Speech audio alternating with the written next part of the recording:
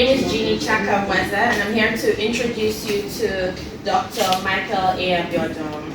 He's an author, a lawyer, and a blind person who has written 30 books that we would like to introduce you to. Here's a list of the 30. Principles for Financial Prosperity, Wealth Management and Financial Wellness, The Millionaire's Mindset, The Meanings and the Marveling Mysteries about Dreams, Thoughts, and Words, The Power of the Undiscovered Weapon, Security Rights in the Wake of Modern Terrorism, The Science of International Law in Contemporary Era, Resolving the Unresolved Question and Contentions in International Law and the Future of Planetary Defense, Between Counterterrorism, Human Rights, and National Security, an analytical survey of the legal experiences of the United States of America, Canada, and Nigeria, The Resonance of International Law, The Rhetoric of International Politics, and the Reality of the Power of International Diplomacy, Global Trade and Terrorism, International Organizations or National Governments, Who is to blame for the start, the sustained continuance, and the spread of terrorism? No one saw it coming, a nation without tomorrow. The end and the start point of the black man, the facts, the fictions, and the feelings. International law, policy questions, and perspective contentions on the pandemic of COVID-19 and Chinese loan agreements with African states. Human security, human health, and human rights in the oil peninsulas and in the communication arenas. The experiences of international law with the sovereign states of the UK, the US, and Nigeria. Memoirs of wartime. The coincidences and the consequences of dire mistakes. A bend is never an end. But no one understood it, the necessity of changing the change. The end of the road, the longest and the darkest night ever, another mystery of life, the ideology of the West, the identity war of the East, and the idiosyncrasies of the equatorial hemisphere, the tragedies of the night and the transactions of the day, murder in the cathedral, the unsung story of more modern Nigeria, human rights, sustainable development, and inclusivity in the new Africa, realizing the Africa of our dreams by 2063 in an era where peace and security thrives. The celebrated city of lights and dreams, gold and funfair. The Arabian Nights, and last but not least, the mistakes of men. All of these books are available on Amazon. They come in e-copies and hardbacks. Thank you. Mr. Abiodun.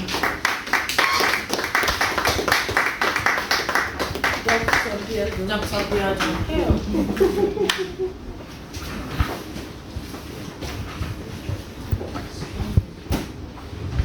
Okay, hello panelists, good friends, and my good listeners. That's the lazy work I've been able to do between 2016 and 2022. I'm sure there are people who have written over 100 in the space of 6 years, so forgive my laziness. These are copies of some of them. This is Memoirs of Wartime. This is Another Mystery of Life. This is The End of the Road. This is a copy of The Millionaire's Mindset. It's but a short time we have to spend together today, and this introductory session to discourses on the 30 books begins with the second to the last that was read by Judy.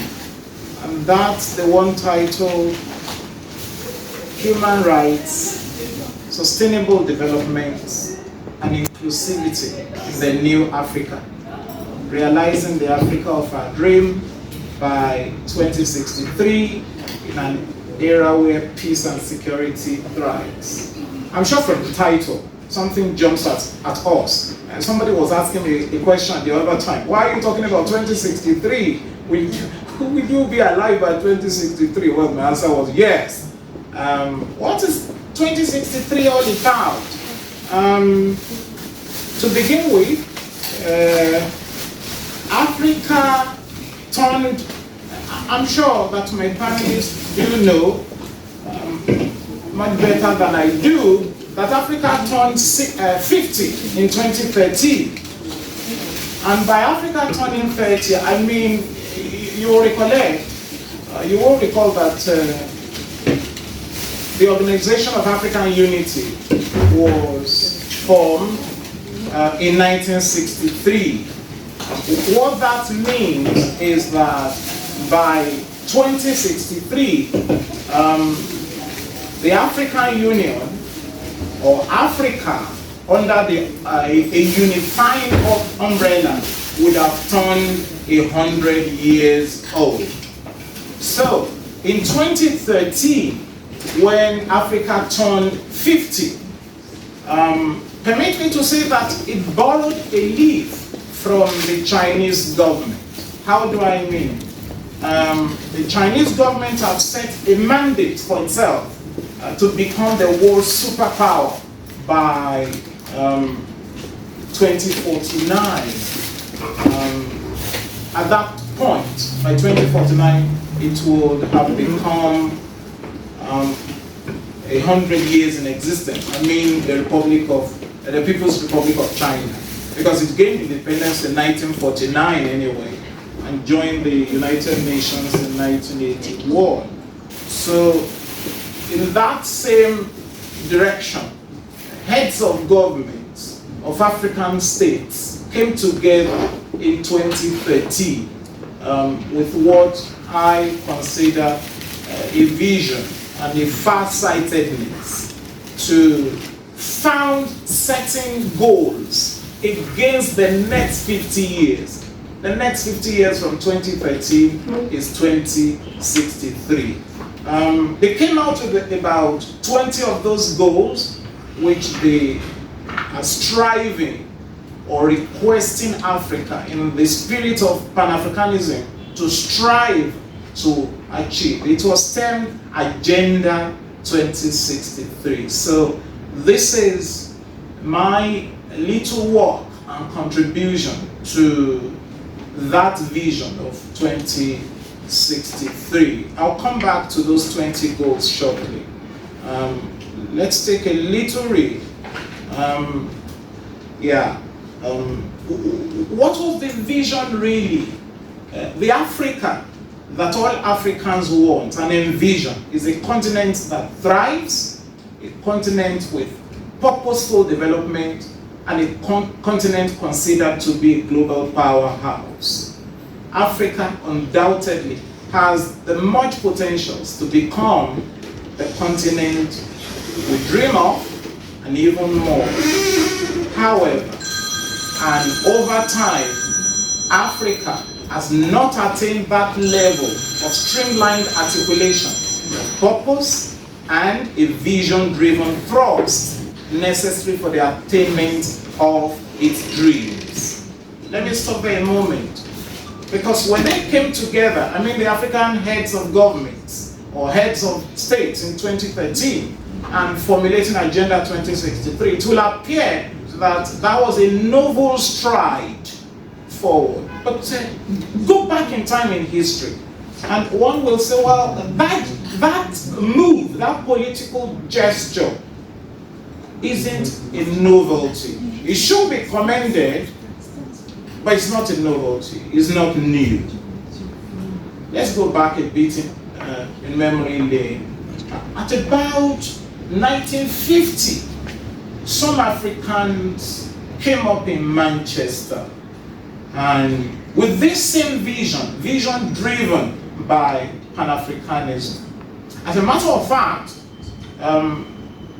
that vision, that spirit of Pan-Africanism had begun before 1950.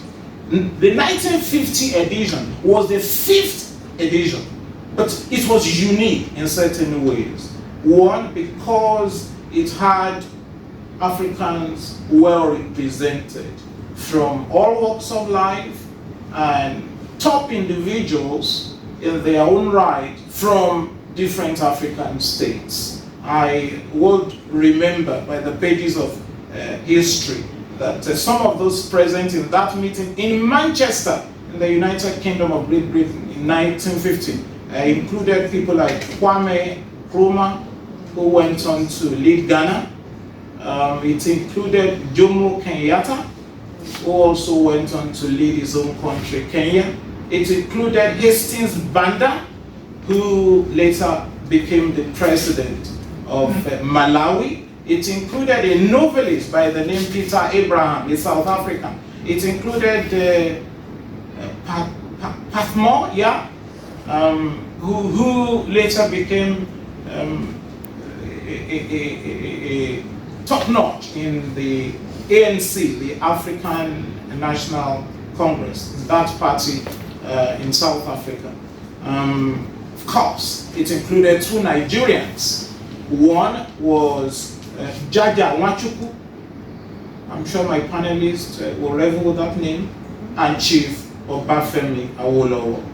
Of course, those 2 Nigerians who were present in that meeting never went on to lead their own African state called Nigeria, unlike others. So it all began particularly from that meeting in Manchester in 1950. Of course, it has gone on further afterwards, because we've had the great Kenneth Kaunda, haven't we? We've had the great Dauda Jawara of Gambia, yeah? We even had the great Robert Mugabe, yes?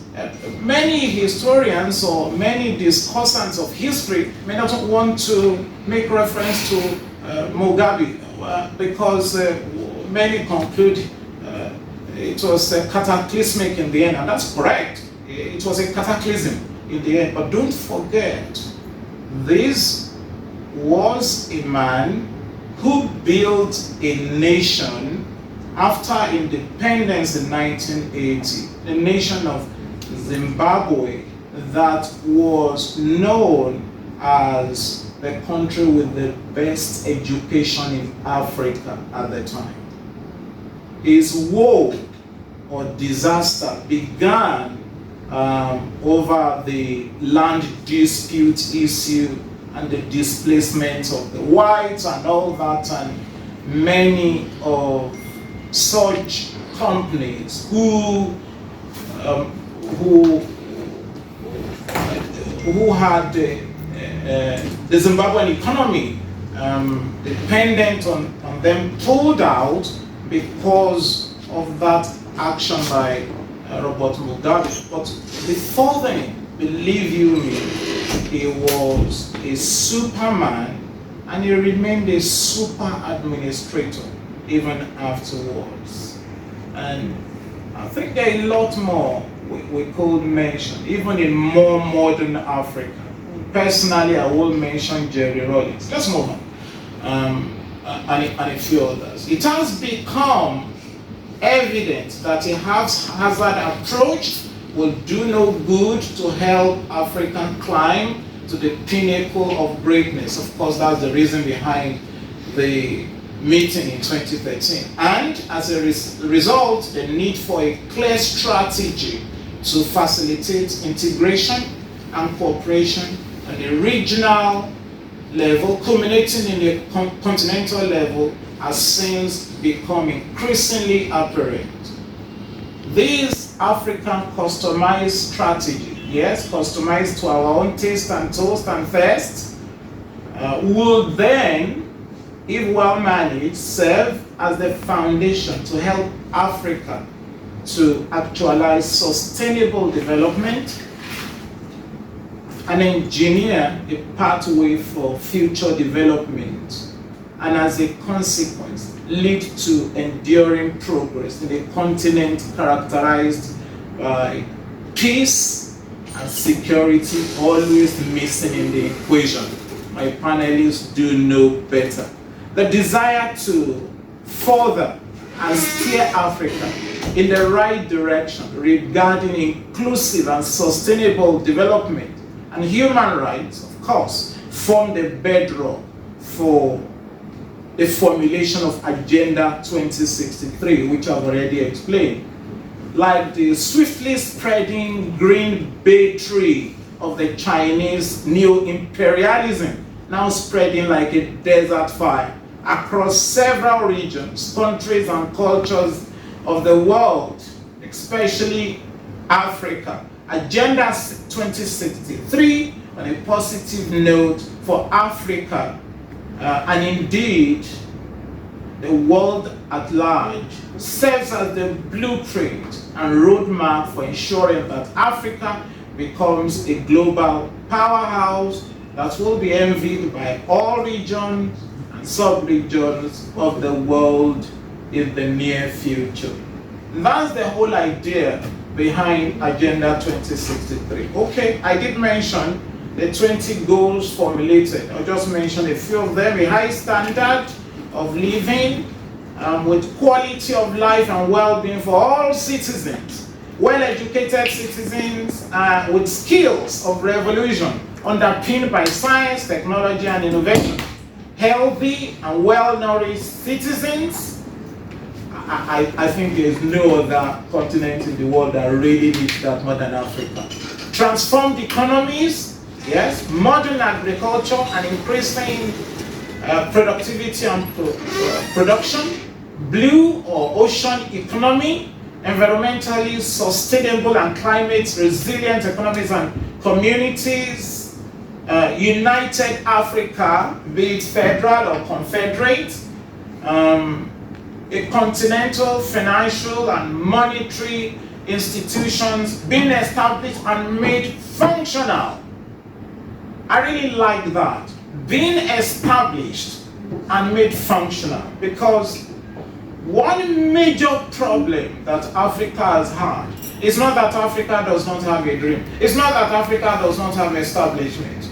It's the lack of management and maintenance culture. We really lack that in this part of the world. Forgive me. But, I mean, Aristotle said, Plato is dear to me, but truth is my dearest. So why not tell the truth, even when it hits us very hard? Number 10, world-class infrastructure crisscrossing the whole of Africa. Well, you do hear of ECOWAS and railway station, some countries somewhere in the West in the name of Nigeria and some other countries and all that. So it's part of the goal. Democratic values, practices, and universal principles of human rights, justice, and the entrenchment of the rule of law. Capable institutions and transformative leadership.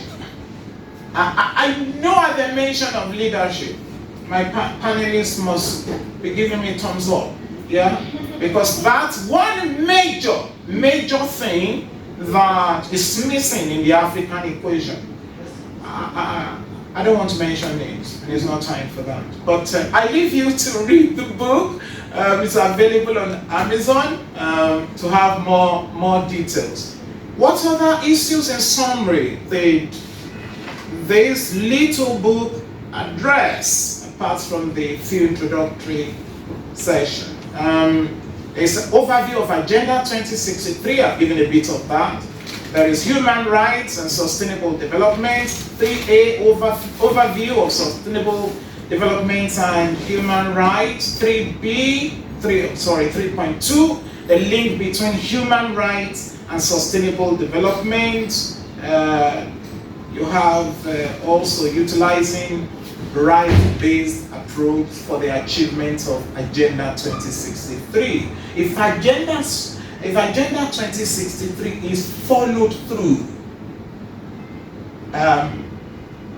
not only will it be better than what the EU formulated in 1950, which birthed the European Convention on Human Rights, it will mean that a Nigerian, for example, or a South African could, without visa,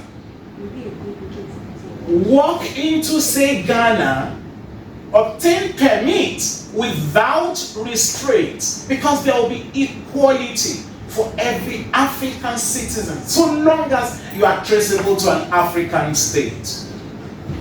Before Brexit, before the UK pulled out of Brexit, British lawyers could go to the European Court of Human Rights and represent individuals. The same will apply if Agenda 2063 is made to work. Let's go. Equality and non-discrimination, that you find the subject of non-discrimination in Article 2 of the African Charter on Human and People's Rights. 4.2, accountability. That's another big challenge we've had in Africa. Because the birth of impunity arose because of the death of accountability. Once accountability is buried, impunity thrives. And my panelists wouldn't bring down my head, my big giant head from my neck, if I say that one major problem in Africa, in all African states, is the absence of accountability and the entrenchment of impunity. 4.3, participation, equal participation. 4.4, empowerment. Yes. 4.5, interrelatedness of human rights. And 5.0, the role of peace and security in the new Africa before and from the dawn of 2063. If we continue to talk about human rights, development, whatever adjective we use in qualifying the development, sustainable or entrenchment, whatever, and then peace and security is not in the equation, it's a wild goose chase. 5.1, the pursuit of positive peace. I don't want to expand on that, but let's say this. What do we mean by positive peace? Because in actual fact, is there a bad peace? Yeah. There is no good one, there is no bad peace. Okay, this book will explain more. You'll find that out on that episode. 5.2, the place of safety, security, and justice. 5.3, the link between peace and security and actualizing sustainable development for Agenda 2063. And 5.4, final thoughts and postscript. I've taken some of our time, so I want to briefly talk about security and peace and then my final thoughts.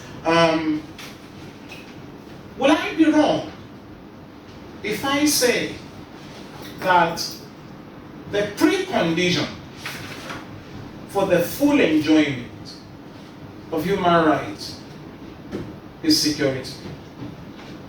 Will I be correct if I say it is a conditio sine qua non for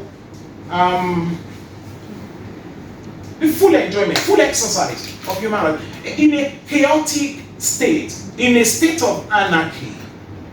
Can human rights really be enjoyed? I hear you say no. I hear you say no. So, essential and basic to all of these goals, the 20 goals by the African heads of state titled Agenda 2063, and human rights, whatever, sustainable development, inclusivity, equality, all the grammar put together, must be a good attention for all African states under the umbrella of the African Union to ensure and ensure peace and security. What have some said about this conclusion? It was Benjamin Franklin who penned that those who will give up essential liberty to purchase a little temporary safety deserve neither liberty nor safety. Many sides to that statement. Thomas Paine equally added that those who expect to reap the blessings of freedom must, like men, undergo the fatigue of supporting it by way of ensuring security. Amidst many senses, the point being envisaged by these sterling thinkers, Benjamin Franklin and Thomas Paine, is undoubtful, ascribing equal primacy to both security and human rights, whether or not there exist times of grave emergency, is self-enhancing, while offering one the place of preeminence against the other is self-defeating.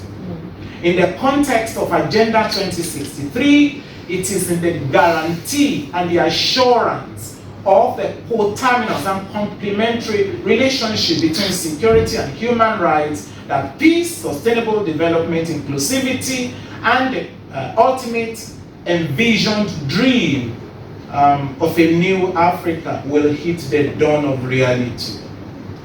Separate from the issues of surrounding peace and security, sustainable development, and inclusivity, a lot more needs to be done in order to realize a new world within Africa's enclave. Social instability and economic deprivations, primitive cultural beliefs, and the complexities arising from the matters of self-determination, minority rights, religious and tribal infractions, all these are attendant yearnings calling for immediate joint session of thinking caps in order to assuage rising tides and find succor with lasting and workable solutions for Africa. The truth remains that to do nothing about anything and about any problem is much worse than the act of failing at different times. Nothing done or nothing doing is the greatest antithesis, of and the arch enemy of a bit done. The time is now right and overripe to get the bit done in order to have the effort of a collective whole realized. In the final analysis, let's draw inferences, analogies, what have you, from Wikipedia's recent report. Today in 2022, which is 21 years ahead of 2063, Wikipedia reports that the GDP for the entire continent of Africa, viewing in all its circles, from Nigeria in the west to Libya in the north, and from Cairo, Egypt in the north also, to Harare, Zimbabwe in southern Africa, to the arms of Ethiopia in the eastern Africa and on the Horn of Africa, stands at $2.2 trillion. The whole of Africa. Our GDP, $2.2 trillion per annum, not more. On the flip side, the GDP of the quartets of Facebook, Microsoft, Apple, and Amazon in their given and in the current year of 2022 stands at $4 trillion. Just 4 international companies, $4 trillion per annum, beating the whole of Africa, which is 2.2, was still in their constituent projections by the content of the same Wikipedia report.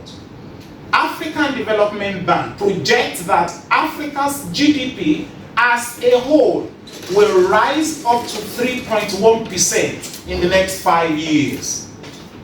Panelists, 3.1% in the next 5 years. Meanwhile, that of Microsoft only within the same period stands at an optimistic reality of 50%. Wow. Do we get the percentage ratio? Yes. Now, panelists, I know you're 100% with me. Listen and see to this. If projections form an integral part of any vision, and if projections remain preparatory to the actualization of such vision, and no vision or dream can hit the realm of reality except such dream or vision is planned and assiduously worked out, then 41 years ahead in 2022 or 50 years ahead in 2013 is a good time for Africa, a good time to plan ahead for a new Africa by the dawn of 2063. I hear you say I'm correct. Thus, it should be pertinently understood that Agenda 2063 is a collective effort of all, beckoning first and foremost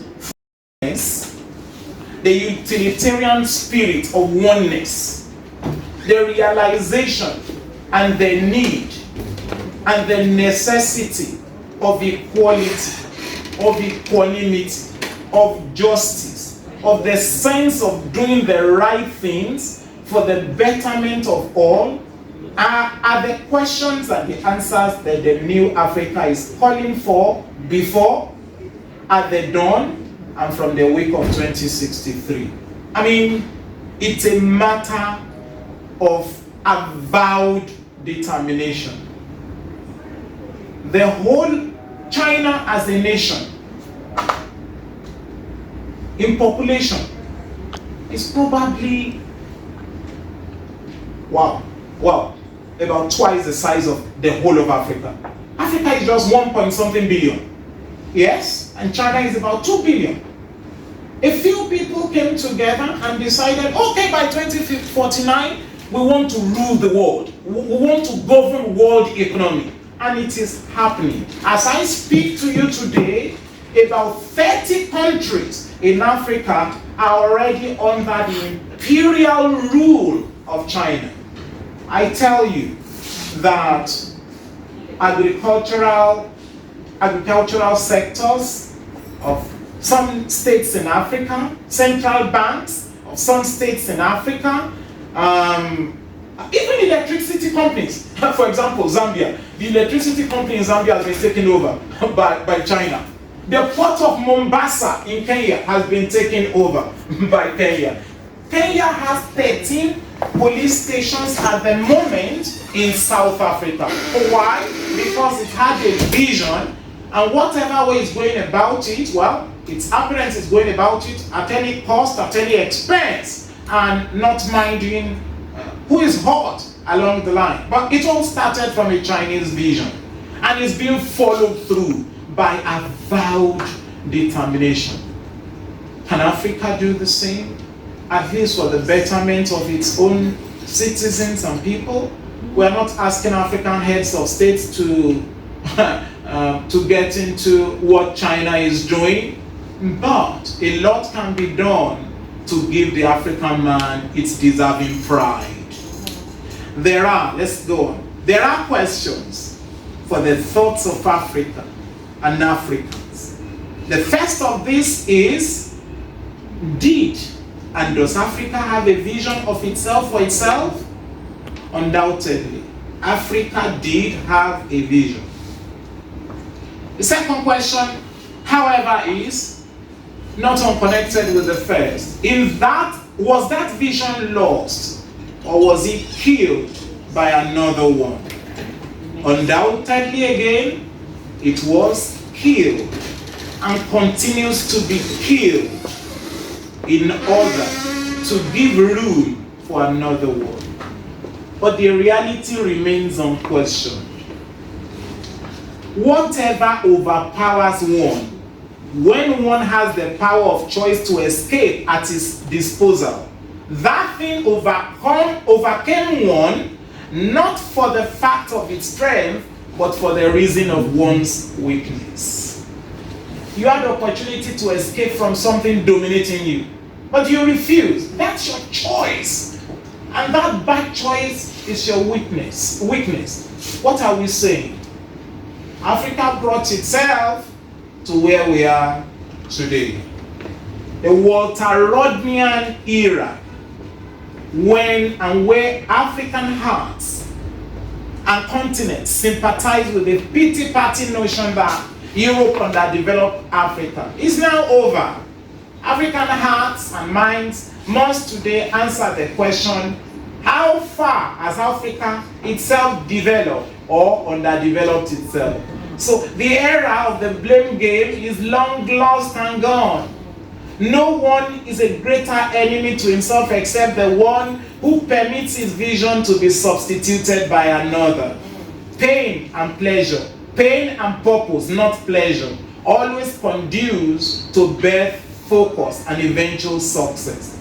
Africa is yet to conquer itself and birth a new course and chart that new course and case for itself. Finally, Aristotle is correct. He had this to say, that Aristotle is correct and had this to say. He said, I count him braver who overcomes his desires than him who conquers his enemies. For the hardest victory is the victory over oneself.